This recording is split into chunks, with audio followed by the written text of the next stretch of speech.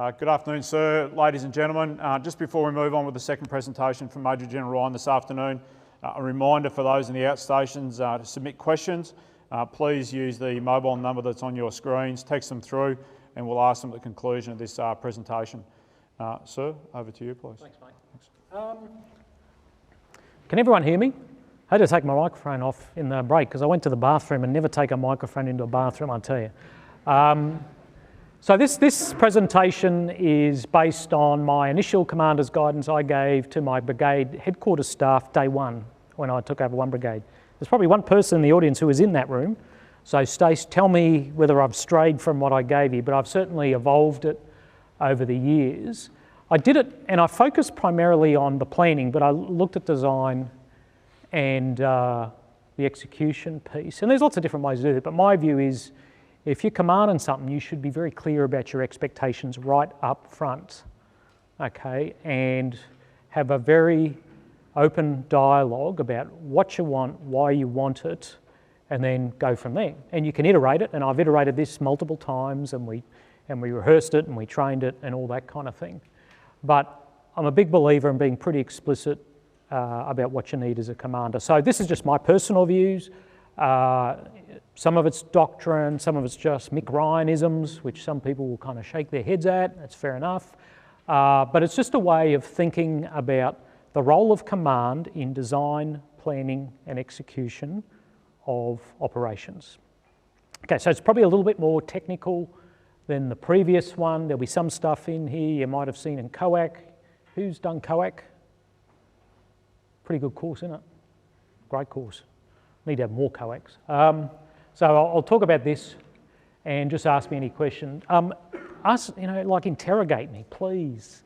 If you think something doesn't quite sound right, ask me about it. I'm happy to have a conversation, and I could be wrong. You just never know.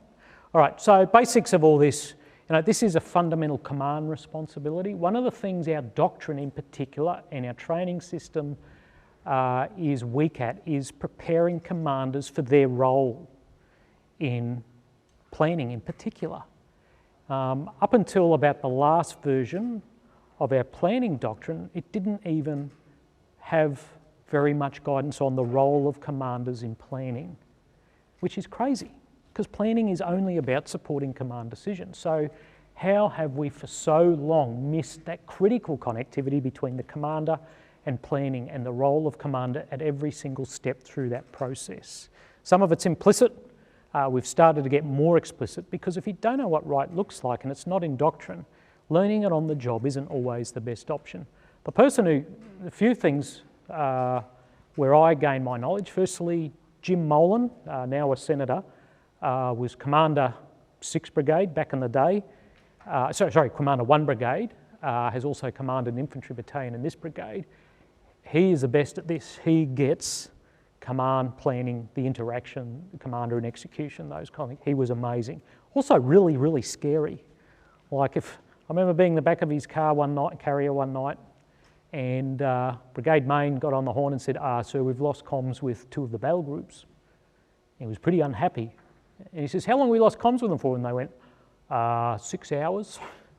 So he kind of lost it. And I was a young captain sitting in the back trying to fade into the side of the fuel tank.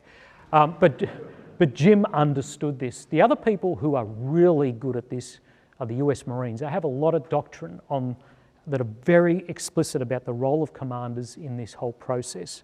And if you can read the Marine Corps planning process, McPP, everything the Marines do starts with MC, so it's Mick this, Mick that. But their doctrine, and you can download it, is some of the best planning doctrine that's available out there. Okay, so it's a fundamental responsibility of command. The commander has to drive it. Can't be a passenger, right? If you're the boss, you drive it. You provide feedback all the way through. Don't just sit back and let it happen and let it wash over you, because that is a great way to kill people at the end of this process. I always saw my role as brigade commander and CO too. You're the chief tactician. Not the only one, but you're the chief one. You got to know your stuff.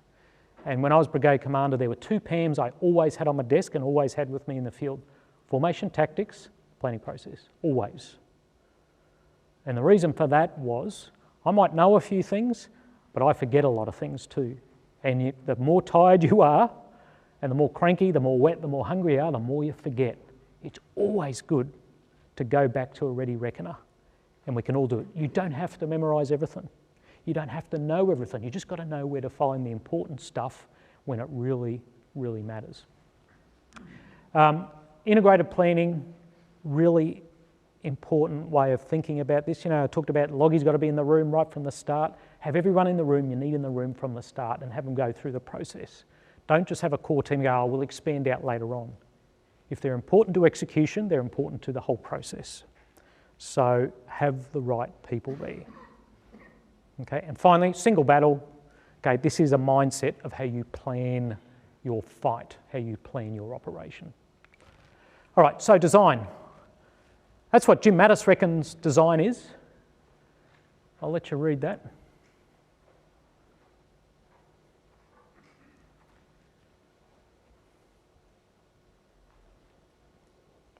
For me, design is the thinking about thinking. It's about that very initial thinking piece that a commander and a few others do to provide guidance to the more formal part of planning. Now, one of the things I was taught when I did Marine Corps Command and Staff College was a thing called the Commander's Battle Space Area Evaluation. Anyone ever heard of one of those? It's essentially how the Marines conceive of how an operation might be planned and executed from the commander, from very early point. And we'd have to produce these things over and over before we even got into the planning piece, right? Before you started doing your IPB and mission analysis and stuff. So I did it in Afghanistan, every mission, CBAE, well in advance. And it covered a whole range of things, mission parameters, risk, outcomes and stuff like that before we even got into planning. Okay, design is a really important part of command and how a commander thinks about a problem or potential problem and how he wants to shift the institution from here, pre-problem, through to here, problem solved. Okay, and then the planning fills in that gap. Okay. Now, a really important part of this phase is, I reckon COs are essential to it. And that's this commander-CO dialogue, constant. Okay. One of the things I did, and Stacey's probably laughed her ass off at this, is when I first got to 1 Brigade, I got rid of all the big conference tables and just made our conference room very intimate with the COs and key staff. Because it was like, well, this is what it's going to be like in the field, but we need to have a constant dialogue. I don't want tables and physical impediments getting in the way of us talking and having a dialogue. Okay, so this design thing has to be informed by the COs in particular. And that's, I reckon, the key interaction during this design phase. BM's probably going to be there, maybe Chief of Staff, although he'll probably be at Main, somewhere like that. But Commander and COs, this is so important, this design, before we even get into planning. Because out of this, whilst the planning's going on, the COs are already in the Commander's head and they're giving initial warning orders to their people, to their battle groups, to their supporting organisations. This is a CBAE I talked about that we learned at Marines. Like I said, I don't think we're as good at it in our Army. We don't have the same emphasis. We've got better at it. It is in our doctrine now, thank goodness, but certainly not to the degree that the Marines have really emphasised the role of a commander in planning, regardless of what level. Okay, so it's worth complementing your knowledge of our planning process with theirs, because I think it's best practice when it comes to this topic. Okay, so out of this whole thing should come this process of design, this conversation with the commander and the COs, with their initial inputs, with whatever he's received from his boss, should come some initial guidance. Okay, what does that look like? Well, there's no set format for this, and it'll depend on the problem you've got, the amount of time your commander's got and your time you got for planning. But here's just some thoughts on what you might, as a planning team, like to get in your initial guidance before you get into planning. Okay, now, once again, I'll caveat this. If you have to do hasty planning, there will be times when you may not have time for this, but it will be still worth it, okay? Because if you can get your start state right, you can take shortcuts down the track in some of your planning.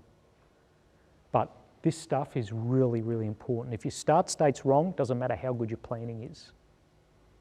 Okay, so this design process, even if it's very short, is an important aspect of guiding where your planning goes. Sorry.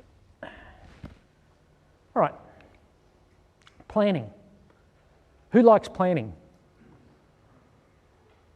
Come on, I love it, it's great. No, I don't. It's like sticking a pen in your eye, right? And it's so painful. And like it's such a waste of time. And all you do is sit around and argue and all that stuff. Well, yeah, but you've got to do it. That's part of combined arms operations, right? Sitting around a table and arguing with each other. It's like, well, you haven't given me those trucks, or I need those guns, or I need this priority. That's all part of planning. Mission analysis. I'm going to teach you mission analysis, you know that. But these were the kind of things that I would focus on in the mission analysis back brief.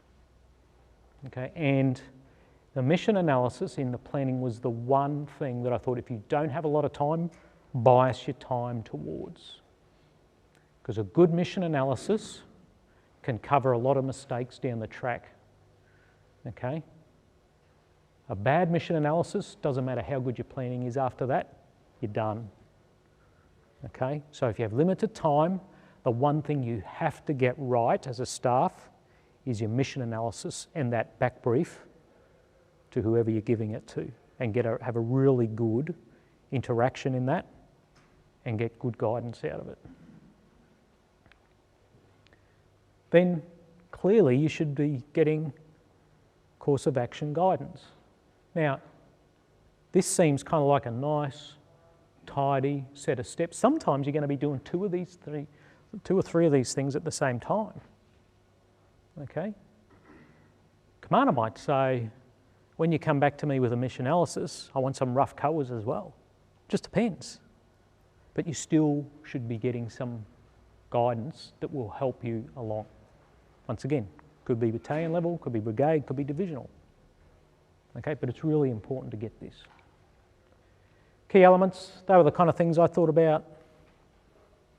Okay, simple, it's doctrine, but I always thought it was useful to be explicit to my staff about what I was interested in. And that's why I gave them this presentation. Obviously tidied it up a little bit since then, but once again, being explicit about the kind of behaviour, the kind of outputs you want out of a planning process is important. What else? These things. Now, the inclusivity bit, I'm not sure whether it's in doctrine or not, but for me, that was vital. It's like, sometimes you go, where's Dobbo? Or where's whoever? And they go, he wasn't necessary for this. And I was like, well, so the logistician wasn't necessary, or the aviation person wasn't necessary. I think kind of in the advance, both will be quite important. So if in doubt, include them. Like, you can't have too many in this kind of activity, and it will seem like it at times, but include people because it will pay off down the end. Because the earlier they're in, the earlier warning they can give their unit. Remember, it's not just about their participation in a formation planning process, it's about them having a constant feed of information to their units and their organisations that are going to support this larger execution down the track. All right, some things about the course of action brief. Standardise, always good. If you've got templates, prepare templates well in advance, okay, and just fill them out. Saves you time. Simple things like that, hard copy and digital. Sometimes just have a couple dozen single A3 or A4 hard copies, because computers always work right. Just in case. Have them digital, have a backup just in case.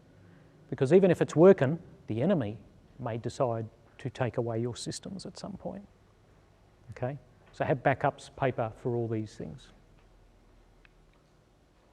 Wargaming, really important. Even if it's quick, if you're going to do it, take it seriously. Even if you war game one lane, one critical part of an operation, really important because it can flesh out your course of action, it can flesh out command and control measures, it can flesh out organisations, it can flesh out priorities of supply, these kind of things. If you have the time, try and do a war game or a couple of quick war games. Okay, you'll be amazed what you can get from a very quick, simple war game looking at key elements, key boxes, key lanes, key aspects of a forthcoming operation.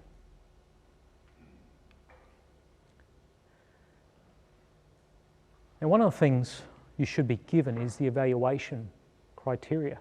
Once again, you could be given this right up front as part of COA Dev or COA Dev guidance. You could even get it in your initial guidance. The commander go, you know, down the track here, this is how I'm thinking about comparing course of action, but you should have some kind of criteria. If not, ask, develop them, propose them.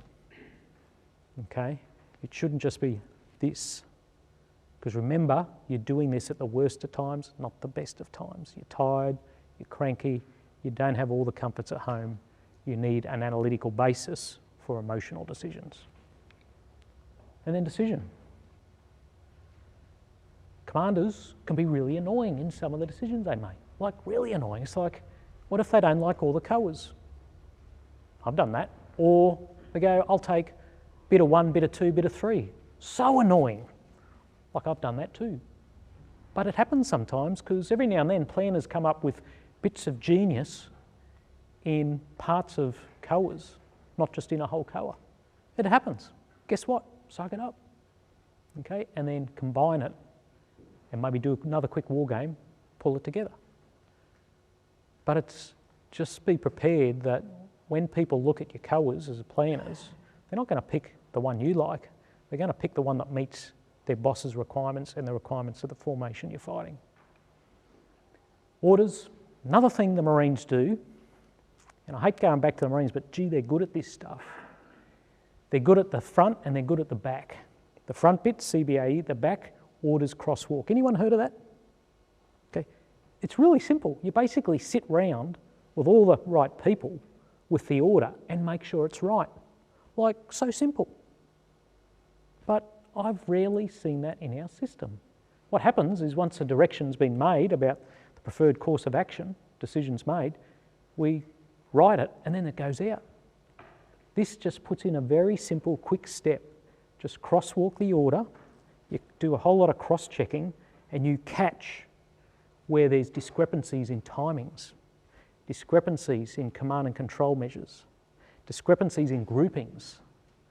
Even those 3 areas alone, if you can catch discrepancies early, you're saving time down the track where people are going, is it this time or that time? That can slow you down a lot. And, you know, new appreciation of time, remember that first presentation? You can't afford those kind of things. So the crosswalk, if you have a chance, is a really important opportunity to catch at the last minute mistakes, because there will be mistakes. Like I said, you're doing it at the worst of times, not the best of times. All right, so then you get into execution. This is the easiest bit, right? It's really easy. Just ask the Russians. Okay, SOPs. Just do them. There's a reason they have them. Has everyone got I assume everyone's got a copy of Brigade SOPs? Like, it's easy. Know them, use them. Once again, they're for the worst of times. When you're tired and stuff, do that. However, in execution, these are the kind of things as a commander you want to be thinking about. Most important thing, enemy focus. Your mission going to be kill, destroy, whatever. Destroy is a good one, because then you don't have to fight them again. But there's a whole range of different missions, but focus on the enemy. Okay, don't focus on up here, focus on the enemy. That's your job. Commander will be worrying about up there. All right, rehearsals, rehearse everything. You know, there's the old saying, time and reconnaissance is never wasted, time and rehearsal is never wasted. It's amazing the kind of things you'll pick up. And all these kind of things that I would be interested in looking at as a commander. You can have hard copies of this, and I'm happy to provide you with the full presentation. So for me, this was just an opportunity to talk to you about, like I did, my staff on day one as a brigade commander. And this evolved as we worked together and we did things together. But in essence, design was about the brigade commander and COs having an ongoing conversation. Planning was about the commander and staff doing the planning to meet that vision for where they wanted to go, and execution was all of them. Was all of them together. And that's it, very simple, a little bit different to the first one.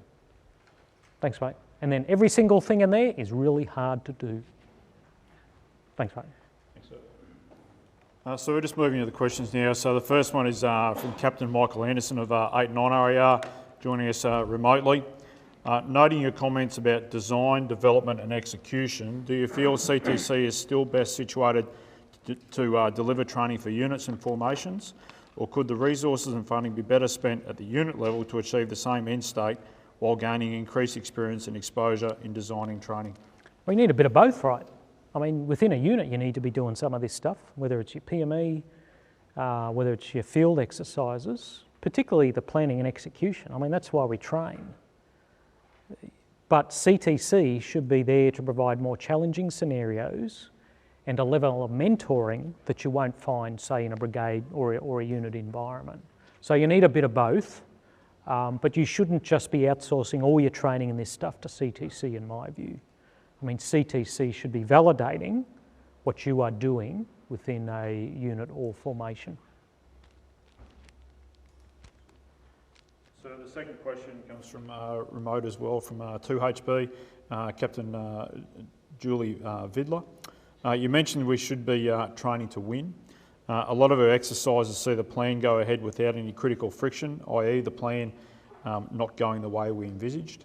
Do you see more benefit of a serialised minor losses within exercises to test and ensure our processes are robust, particularly logistics and health? Yeah, I mean, there's always a tension, like in every big exercise, you know, there's the manoeuvres who just want to do the manoeuvre stuff. There's the logistics who want to stop the whole exercise to simulate, you know, a supply point being taken out or a mass casualty event. And there's always a tension because, I mean, you've got a whole lot of diggers who are going to be sitting around in those circumstances just to rehearse a few staff officers. This is where the role of virtual and constructive simulation can come in. I mean, you don't have to do everything live. And if you can do simulations and virtual and constructive environments to complement the live stuff, that's where some of this stuff can come in. I mean, Hamel 16, when we ran that, we had a live division headquarters, a live brigade in the box, and 2 virtual ones beside it. And then we had a virtual enemy division and a live enemy brigade and a virtual enemy brigade. And it was kind of swivel chair, but we found that you could have live and virtual side by side. And I think sometimes some of the logistics or some of the manoeuvre problems are best done virtually rather than live. And the art is really designing an activity that has both of them, and you get learning out of both the live and the virtual side. So don't ever forget the virtual and the constructive environments when you're doing training. You need to be able to be clever in the design and execution of all three and then learn your lessons from it. And sometimes that's how you get scale. You get scale from the virtual rather than the live.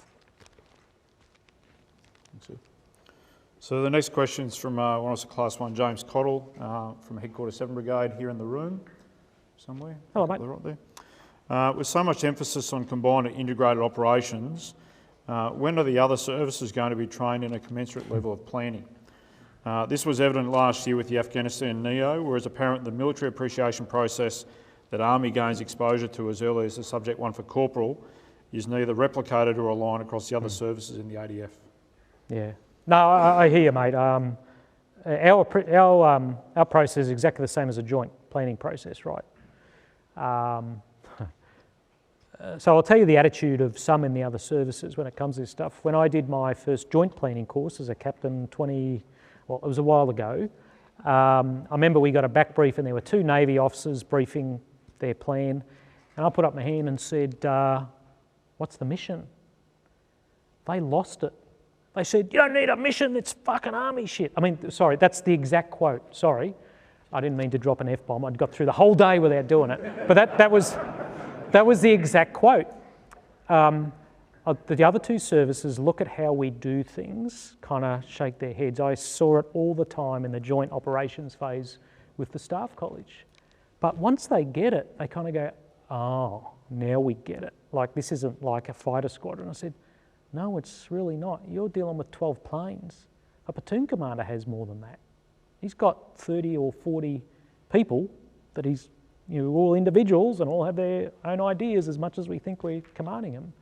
I said, you magnify that in a joint task force with 10,000 people, you have to have a formal planning process. So in the other 2 services, they don't get exposed to it until they're majors equivalent. They get it then, but boy, until then it's hard work. It really is. And if you've ever done a float on an LHD, the Navy people, they just want to run the ship. And all that army stuff, it's just like yours. Like, but how do we integrate our operations? There needs to be a common language. There is one, it's just they're not taught it till later in their careers than we are. One of the things that Warrant Officer Steve DiTullio, Wonko Academy, some of you probably know him, one of the things he worked on for me a couple of years ago was a joint continuum for NCOs that started at sergeant rather than, because it's kind of WO1 starts at the moment, to try and get a little bit of familiarisation on those joint planning processes a little bit earlier in the other services for like WO2s and sergeants equivalent. We'll see how we go. I know there's a desire to do that, but once again, time. It's not like people are looking for more opportunities to spend time away from their family on more training courses at the moment. So the next question is 89 RAR, Major Slansky here in the room. In 2016, your review identified that doctrine had a long way to improve. The US released the revised FM3 operations in 2017, which highlights a cultural shift from COIN to large-scale combat operations. Yet when we look at the Australian doctrine, 303 formation tactics still remains in an interim state after 7 years, and we possess no doctrine which prepares our officers to conduct divisional level operations. Furthermore, the Brigade SOPs are over 800 pages.